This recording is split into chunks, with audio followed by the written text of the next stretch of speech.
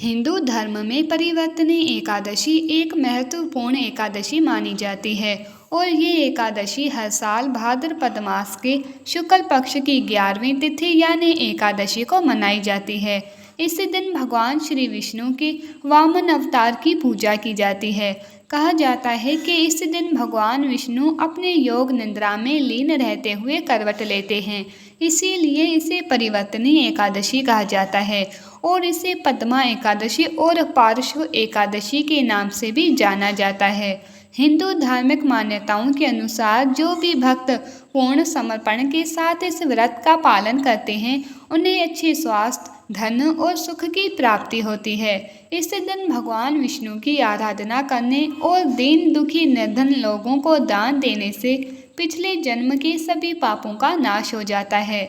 इस शुभ दिन पर व्रत रखने से लोगों को मृत्यु के बाद मोक्ष की प्राप्ति होती है।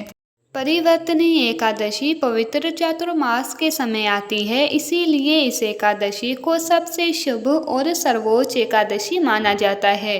ब्रह्मवैवर्त पुराण में धर्मराज युधिष्ठिर और भगवान श्री कृष्ण के बीच हुई एक गहन वार्ता में परिवर्तनी एकादशी के महत्व को विस्तार से बताया गया है।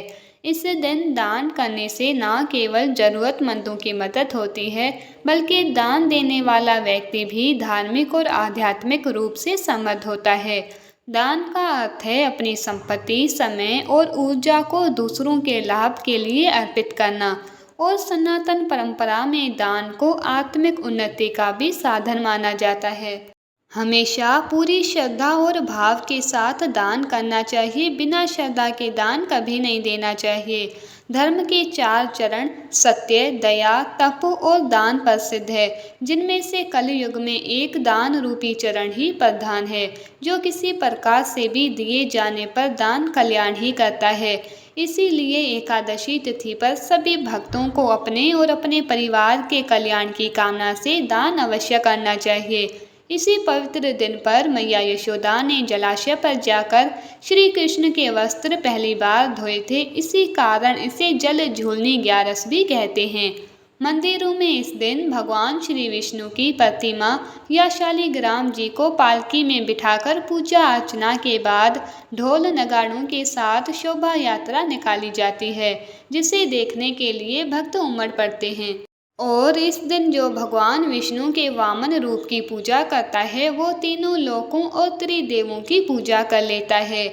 इस बार भाद्रपद शुक्ल पक्ष की एकादशी प्रारंभ होगी 13 सितंबर शुक्रवार रात 10:31 से, जिसकी समाप्ति होगी 14 सितंबर दिन शनिवार रात 8:41 पर होगी।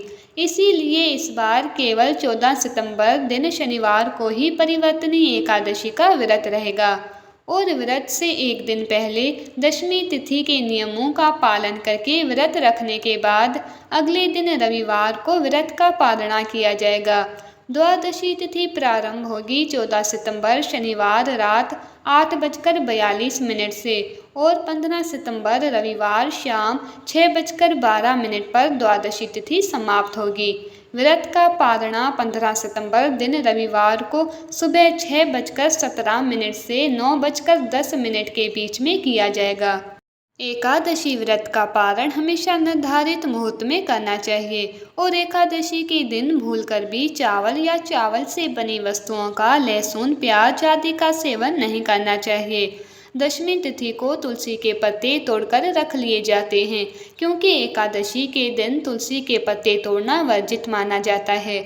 इस बारे में और अधिक जानने के लिए हमारे चैनल पर आगे आने वाली वीडियो को ज़रूर देखिएगा। जानकारी अच्छी लगी हो तो वीडियो को लाइक करके कमेंट बॉक्स में हरे कृष्णा भी ज़रूर लिखिए।